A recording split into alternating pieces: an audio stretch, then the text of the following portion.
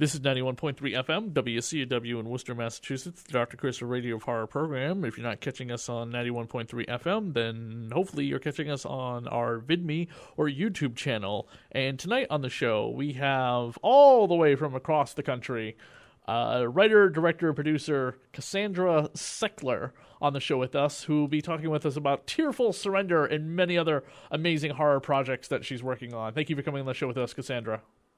Hi, thanks for having me. I first contacted Cassandra way back a long time ago regarding some movie that she posted about, which I think was Tearful Surrender, and 3 years later she got back to me. It was her erotic horror film, Tearful Surrender, which I believe you're still working on, correct? I am. It's gone through a lot of transitions. Before we get into like what happened with the film and like why it's taken so long to put together and like the true horror of filmmaking, which is basically that in on itself, filmmaking itself is a true horror. Where did you get your what did you first cut your teeth on with making movies, and why did you want to pursue it? That's a really great question. Actually, it is. Thank you. What I originally went to school for was photography and sculpture. That was my emphasis, and I was taking a conceptual information arts class, and I wanted to combine my photography skills and sculpture and do something different. And my instructor had a Super 8 camera, and his name was John Davis, and we're still friends. He's probably responsible for getting me into filmmaking, but he said, I think you should make a film. Like, this needs to be, because I was like doing charcoal drawings as backgrounds, like building this whole set, and he was like, you really need to show this off, you're working so hard on it. And I said, oh, okay, so he let me borrow the camera, and I went through the trials of, not knowing how this was going to turn out and spending all this money on film for the first time, or at least Super 8 film, and getting it processed and developed. And then we did our own transfer, just like super old school, dark room, projecting it, digitally recording it. And that was my first actual film project, like with moving pictures. And I absolutely loved it. And after that, I did a film with puppets, and from there did a few more Super 8 films, but moved into digital. And when I graduated from college, it was just kind of like, all right, I want to keep filmmaking. And, I still do photography projects, but it's all related. The sculpture went into doing my own makeup and special effects. And what I really cut my teeth on, though, was my first legit project where I had to do fundraising because I needed like $5,000 to be able to make it happen. And that was with my short film Wire Boy, which is commentary about online relationships and social media and online romance and the selves that we show online and the monsters that some of us actually are. And that was a really intense project where we rented a space at the Armory, which is a porn studio here in the city. And they also rented out to artists at a discounted rate.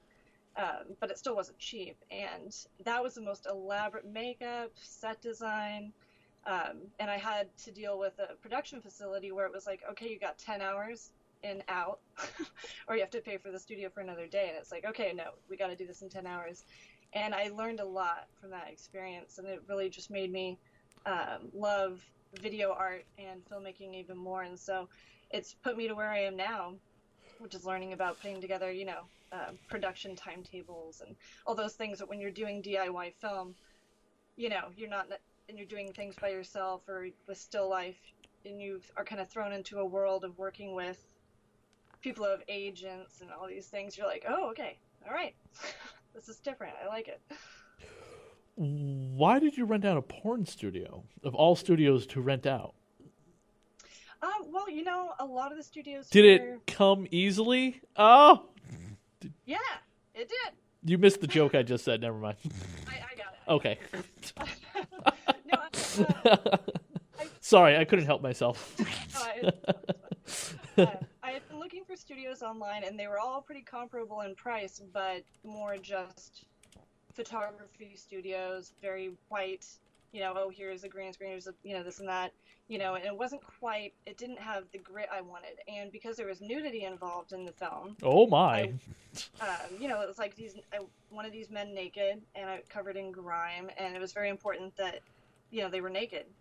So, and I'm naked, and like most people are just naked in this movie, because, it shows this vulnerability of revealing of true selves and whatnot. But I went on a tour at Kink, the SF Armory, because I was interested in what kind of spaces they have and the alternate spaces. When I saw that they were now in, when was this, 2012, they were finally renting it out to the public. Until then, it was just for porn specifically. And I just, we went down to the shooting range, which is the very bottom of the armory, and it's this huge space. Water is running through it, and it's just super gritty, and that's what turned me on to the space, that it had so much character, and lit in a particular way would just really bring out like the griminess of this place. And not a lot of only water porn is really shot in, I don't know if you've ever been to kink.com, you don't have to say or not, but they've got some pretty interesting alternative, like more artistic pornography. Oh, and wait, is that where you shot that castle that's always appears in every one of the videos that I've heard about from people who have seen it, not myself? Not yourself? Yeah. No, I've never ever watched any of but they're absolute amazing BDSM tutorial videos, and their interviews ahead of time with the actress talking about what's going to happen to her are simply amazing, from what I've been told by people. From what you've been told. I'm pretty sure those interviews come at the end. No, they do interviews at the very beginning with like the talking about who she is and why she wanted to do it, and what always made her want to do something like this. So, and sometimes they're porn stars, and sometimes they're real women who've never done porn before. Yeah, no, it's a really great facility. I think, I don't know everything about the management and how it's run, but the actors seem pretty happy, and the space is really great. They gotta love their jobs a little bit, I would think. Yeah. But no, the space is really cool. If you ever get a chance, they do really interesting workshops, and the tour, I think, is really cheap. It's like $20, and then you can talk to the managers afterwards about rentals. But you have to take the tour first. They don't just... You gotta drop that $20, Yeah, I can imagine.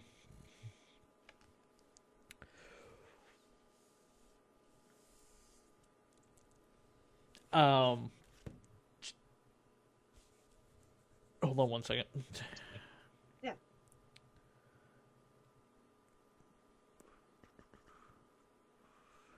Oh, this stupid thing's not letting me pull up your site, which is the biggest problem. Okay, here we go.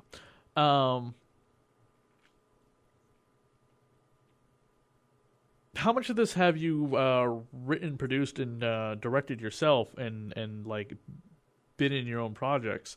Do you find it easier to be in front of the camera or behind the camera?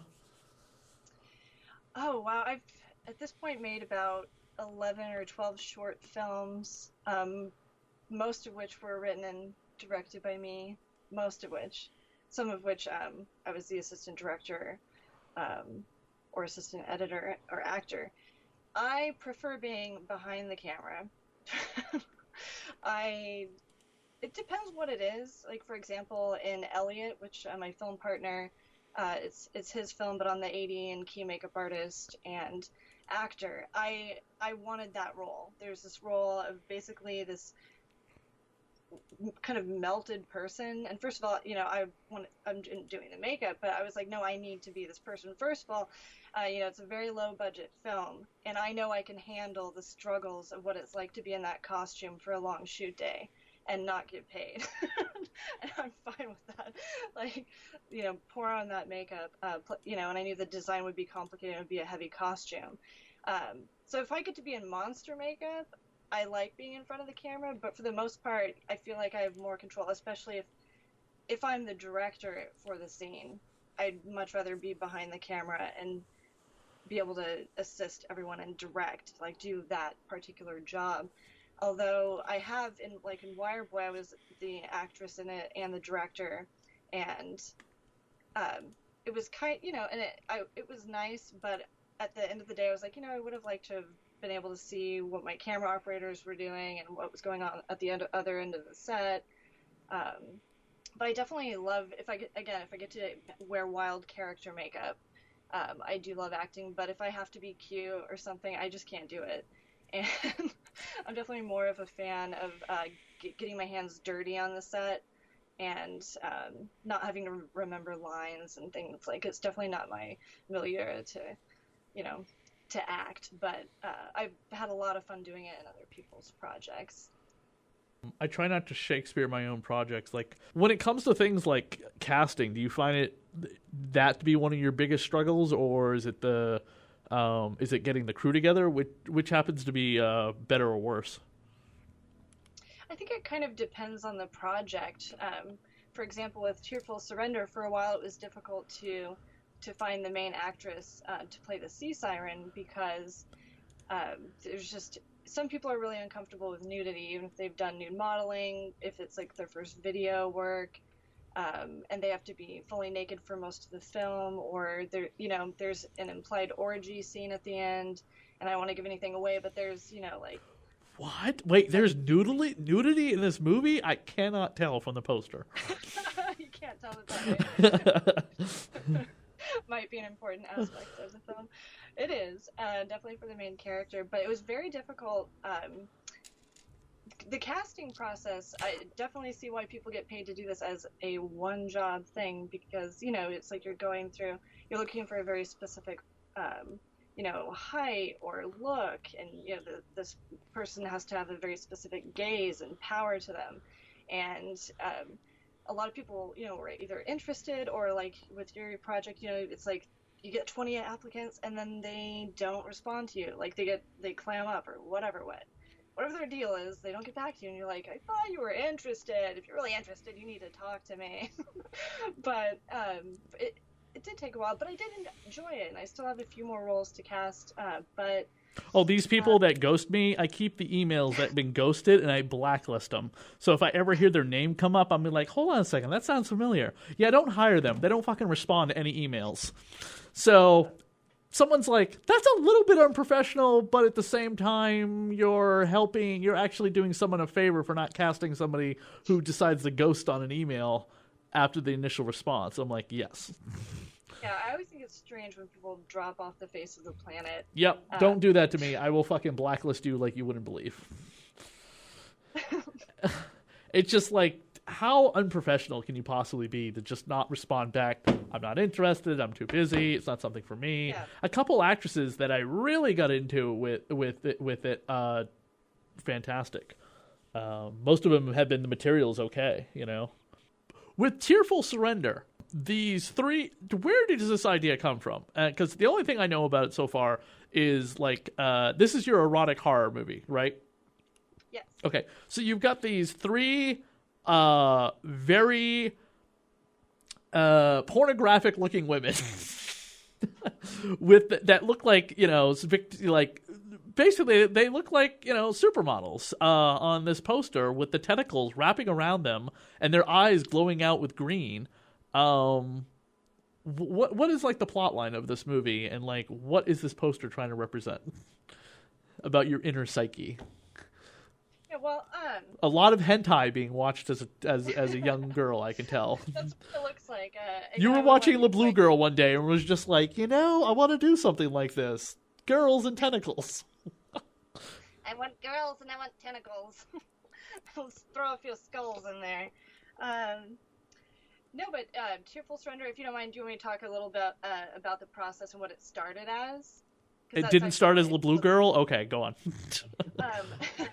Well, first it was Blue Noon, and it was supposed to be 3 different stories from 3 different filmmakers about a sea siren, and in different time periods, so just kind of representing different decades in one siren's life, all using the same actress. And that project didn't really go through. The other directors who were going to be involved in the project, were just super busy with other projects, and it's kind of still on the back burner, actually. But I wanted to do my story, which was, Tearful Surrender. And so I took that and I wrote another script with 2 other stories. so I could have this trilogy of terror, all involving like the theme of immortality, monsters, and because that's just very interesting to me. And also, I love erotica, and I don't think there's enough erotic horror films. No, unless you count like unless you count like Hellraiser. I really can't think of a whole hell of a lot of others. But there just needs to be more, like blood, gore, sex, death, and monsters, and those are just all the things I'm really into. So each film deals with the concept of immortality and what it's like to be an immortal monster, like just how devastating that must be, in my opinion, to live forever. And there's just so many layers to play with. And so first, the segment Tearful Surrender is about a sea siren and her witch accomplices and this island that she lives on, the creepy townspeople that are keeping her secret, and these 5 young people who go on vacation, and what happens to their lives when they become caught in the siren's web. And then you've got the next story, Chained, which is about a couple going to spend a weekend at an inn, and they have no idea what they're getting themselves into. And it's going to sound cheesy, but this one's about a monster in the closet. And I really don't think enough has been done with a monster in the closet. And it's something that, as most children are terrified of the creature under the bed and the monster in the closet. And so I wanted to do something that I feel I haven't seen yet. And we've all seen, is the movie actually just called Monster in the Closet? I think it might be a trauma movie. I don't know, but I saw it when I was a kid. And it's funny, but I think it could be a lot scarier than what I've seen. And then we've got The Homecoming, which is the third segment. And it's probably the most Clive Barker influenced of all of the segments in the film. But this one is about a man inheriting his uncle's house, and he opens basically Pandora's box. I mean, he didn't know what his uncle was really into regarding the occult, and I don't want to give too much away, but he unleashes a demon, and it's about what happens to his life and his friends as this demon takes over his life. And so that's like the gist of all 3 stories, and I'd like to complete them separately and have them tied together, somewhat like if you've ever seen the movie Body Bags. No, actually I have not.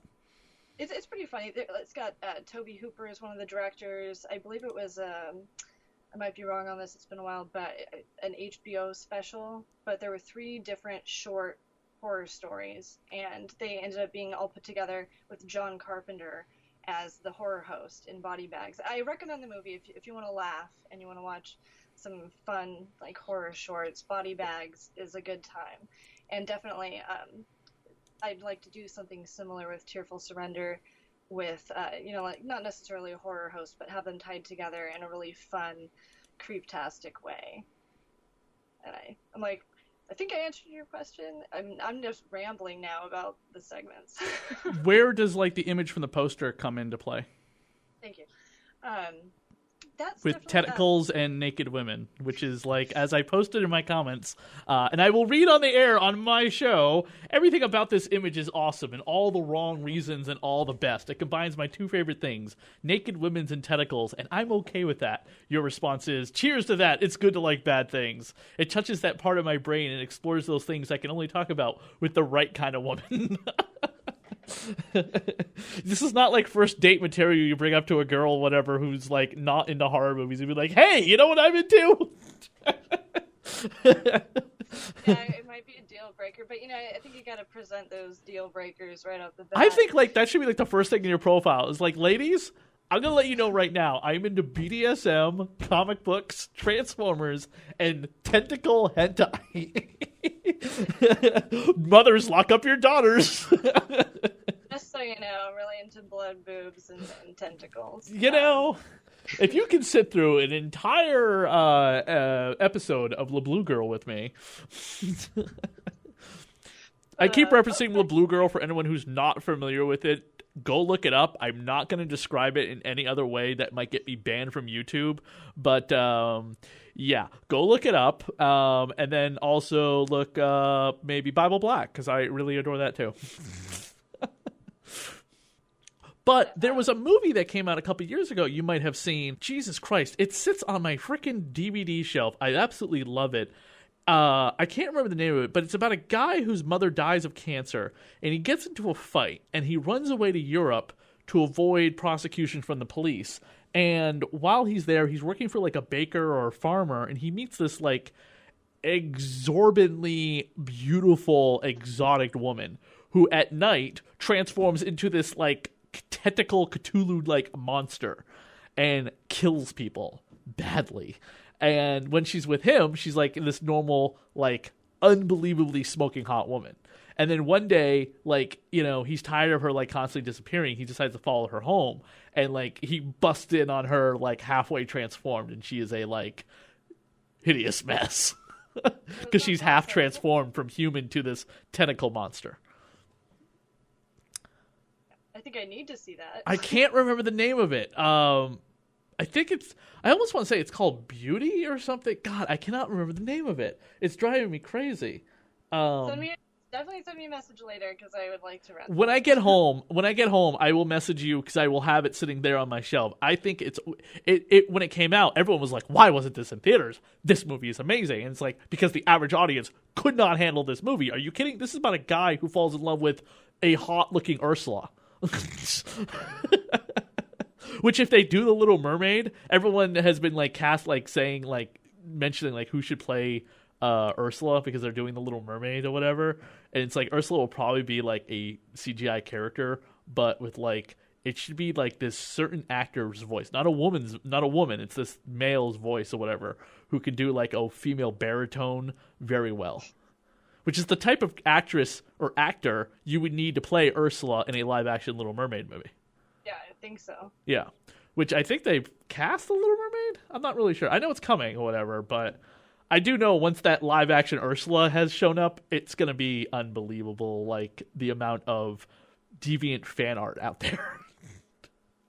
And I'd really like to see an actual live-action, you know, the true tale of The Little Mermaid, the more depressing version. That won't be made in America. The other movie I was thinking of, which is not the movie I was just talking about, but have you ever seen Dagon? Yes. Oh my God. What? That guy should totally. Who cares about his girlfriend? I'd stay with the hot tentacle girl. Yes. My favorite part of that movie is when Okay. Let me give you some context for the first time I saw that movie. I was at Necronomicon. Yes, there is a convention here in Providence, Rhode Island, which everyone listening is coming up again this August. Happens every 2 years. And Cassandra, you should totally come out to it and try and promote Tearful Surrender. I absolutely think you'd have a blast. But so I went to the screening of Dagon. It was a 35mm print at the local auditorium. It was the end of the first day of Necronomicon, and I had just had at my show the director, Stuart Gordon, director of The Reanimator and Dolls and so many other great movies. And I got to have a picture with Stuart, and he signed a couple of my things. And he's like, "Oh, you should go talk to my wife. She's in this too. She's in Reanimator, and my producer, Reanimator, is sitting right next to her." And I go upstairs, and I was like, "Oh, hello, Mrs. Gordon." I forgot her real name, her first name. And she's like, "Oh, you're Chris. Stuart went on your show." "Oh, it was absolutely he absolutely had a fabulous time. Would you like me to sign your Reanimator?" I was like, "Sure, please sign it." So she signed it. She handed it to the producer. He signed it. And then she's like, "Oh, the movie's about to start. Are you sitting anywhere? Would you like to sit with us?" And I was like, "Sure." And I had never seen Dagon before yet, by the way. I'd heard about it, but I'd never seen it before. So I got to sit and watch Dagon with Stuart Gordon and his wife, who are, director, and she's in the movie too. She plays the friend who's like left on the boat. That's Gordon's wife. And I didn't know what the fuck I was watching. But that scene where he comes into the hotel room and like the tentacle princess is like, in the bed covered up or whatever. And she's like, "Your fiance is dead. Come be with me." And he's like, "Okay, I guess I'm going to believe you." And proceeds making out with, I'm like, "Wait, what? Hold on." I'm like, "Stuart, What? So he just accepts that his wife is dead and starts making out with his half-naked woman, and then starts going downtown on her, pulling his hand up, and it's covered in pink goo, pulls the sheet away, and she's all like, with the tentacles. I love that movie. And I'm like, what the fuck? No person is just going to take this total strangers. I'd go for it. And then later on, his wife, you know, who's very pretty, has this amazing nude scene at the end of the movie where she is covered in this black oil, hung by her arms above her head, completely naked, and she's about to be sacrificed to Dagon. And I'm like, this movie just gets better and better. It not only has tentacle porn in it, it has bondage in it. Yeah. That movie is so out of this world. And then that night, for the first time in years, I think it was a Rob Zombie horror movie that I had a nightmare. But for the first time in years, that night when I went to bed, I had a nightmare about a horror movie, and it was about Dagon. Sounds like a good dream. Well, it kind of was. It was actually about the tentacle princess. Okay. Enough said. Now, I'm hoping the Aquaman movie coming out will have, like, a tentacle princess in that. But probably not, because it's DC Comics. Yeah, so this image reminded me of Dagon. That's where I was going with this. Okay. But basically, the artist who put together that poster is Jesse Carson, and I had asked him to... obviously water, like a lot of natural elements are very important in the film. You know, a lot of the siren, you know, it's like that is her source that she comes out of the water from. Yeah. And the three females throughout the film, you know, there are three different witches who will be in each segment through, you know, in the movie. And just witchcraft women, like wicked women, beautiful women, are all, you know, play very important roles in the film. So I wanted, you know, like three gorgeous women naked on the poster coming out of the water. You have specific taste, I understand. Three. I want three. You know, but I wanted it to be in the water, involve the natural elements, some blood. I wanted a skull. You know, just like things that are key elements in the film. And I really love what he put together. So there will be like various posters, but that's kind of like this teaser image as I'm funding the film. Okay. Finally, production's underway. So now, as you said, you were trying to fund the film. Are you going to sell copies of this poster to help fund the film? Because I fucking want one of these hanging on my goddamn wall. And this will be definitely the what's the word? The test when I bring the date over. If she can look at that and be like, okay. I'm gonna have sex with this man now. I might sell them separately, but I'll be running a campaign. I have a private investor working with me for majority of the funding for the first segment, for the one with the sea siren, Tearful Surrender. Okay. And I'll be running a campaign which will be a way for people to, you know, basically pre-order the film if they're interested in like the tactile physical items, and, you know, first download, first viewing of the film, you know, before it goes out to festivals and things like that. And so posters and t-shirts, you know, like all of those fun items will be... I would totally wear a t-shirt of that with the nudity intact. Because men have nipples too, you know, that whole argument. But yeah, so it'll be available. Okay. Totally want a t-shirt and a poster of this image because it's just that great. Do not censor this poster. When you go to festivals, don't censor the poster. Oh, no. Unless you absolutely have to, because it's like they are forcing you to, which then you don't have literally a leg to stand on just because of... No, I really hate censorship. I do too, but unfortunately there are times you do have to conform to it when it's like a matter of you losing an audience to sell your product versus like, you know, what you want to hold up for as your art in a way, because it's like how many times can you keep standing up for what you believe in and you're not getting your film shown versus like, we just want this one thing covered. We know what's in the film. That's fine. But we're going to have to put this in the lobby where there are children have to see nipples. Oh, my God. You know, they were only sucking on them maybe 10 years ago. I know, I don't understand that. I don't get it either. You know, it's like, what the fuck? Just give it a rest, for God's sakes. It's not going to happen for the next three. How many? What's 100? So how many days does he have left? Because this is his 100th day. No, I'm kidding. I'm talking about the current administration. How conservative our current president is. The world's falling apart. Yes. Where can people go to help your campaign for this for your film Tearful Surrender by Dream for Dead Cats Productions, which just rolls right off the tongue? I won't let my cat see that title. Well, they could go. I'll be running the campaign later this summer.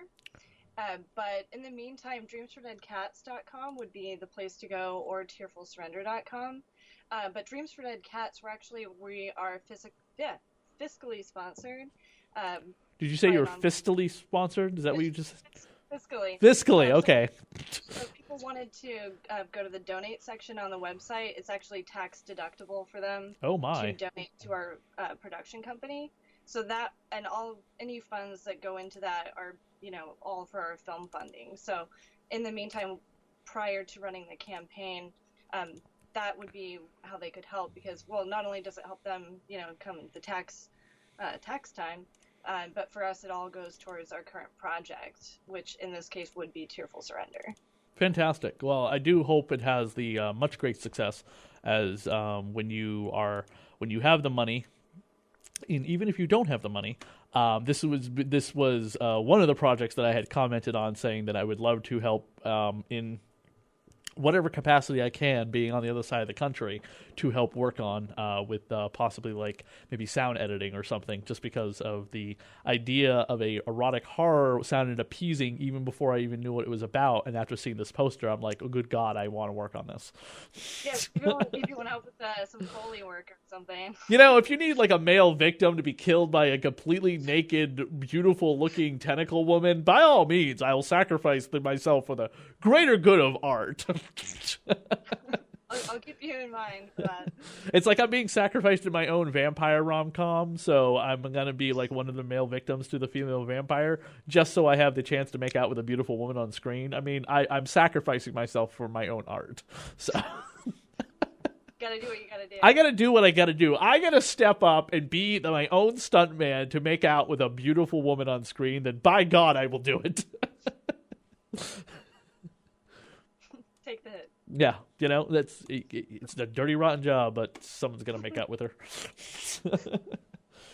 Well, I appreciate you coming on the show to talk about this and more, and maybe we'll have you on again when you have more to talk about with Tearful Surrender.